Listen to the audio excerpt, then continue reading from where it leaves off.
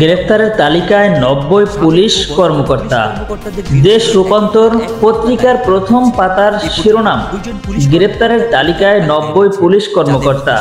এ খবরে বলা হয়েছে, বৈষম্য বিরোধী ছাত্র জনতার আন্দোলনে নির্বিচারে হামলা ও গুলি করে সাধারণ শিক্ষার্থী ও নিরীহ লোকদেরকে হত্যার অভিযোগে ঢাকা সহ দেশের বিভিন্ন স্থানে মামলা হয়েছে পুলিশের সাবেক ও বর্তমান কর্মকর্তাদের বিরুদ্ধে। বেশিরভাগ মামলার আসামি আছেন আত্মগোপনে। ইতিমধ্যে সাবেক 2 আইজিবি সহ অন্তত 10 থেকে 12 জন পুলিশ কর্মকর্তা গ্রেপ্তার হয়েছে। এতে বর্তমান ও সাবেক পুলিশ কর্মকর্তারা ভুগছেন। গ্রেফতারের আতঙ্কে সাবেক ও বর্তমান অন্তত 90 জন পুলিশ কর্মকর্তা গ্রেফতারের তালিকায় আছেন বলে পুলিশের একটি সূত্র জানিয়েছে বলে এই খবরে বলা হয়েছে। তাছাড়া অনুপস্থিত কর্মকর্তা ও সদস্যদের যে কোনো সময় বরখাস্ত করার প্রক্রিয়া শুরু হয়েছে।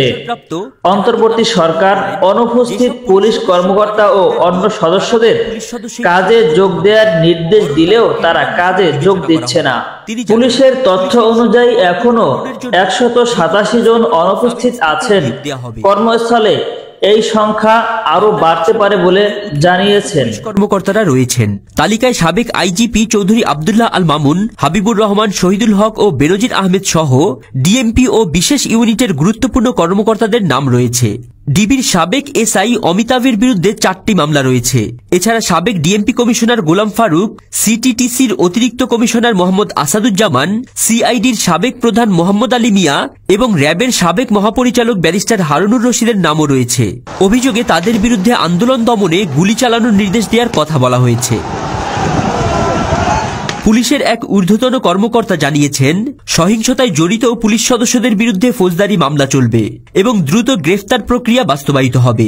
তবে নিরীহ ও পেশাদার কর্মকর্তাদের অহেতুক হয়রানি করা হবে না। যারা কর্মস্থলে অনুপস্থিত এবং দায়িত্ব পালনে ব্যর্থ, তাদের বরখাস্তের প্রক্রিয়া দ্রুত কার্যকর হবে। সরকারের পক্ষ থেকে আত্মগোপনে থাকা কর্মকর্তাদের গ্রেফতারের জন্য মোবাইল ট্র্যাকিং সহ বিভিন্ন প্রযুক্তি ব্যবহার করা হচ্ছে।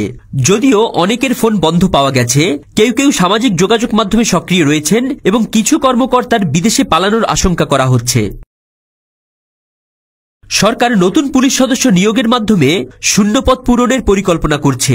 চলতি বছরের ডিসেম্বরের মধ্যে দেশের 64টি জেলায় 3000-এর বেশি পুলিশ কনস্টেবল এবং 1000-এর বেশি সাব ইন্সপেক্টর নিয়োগ দেওয়া হবে বলে জানানো হয়েছে।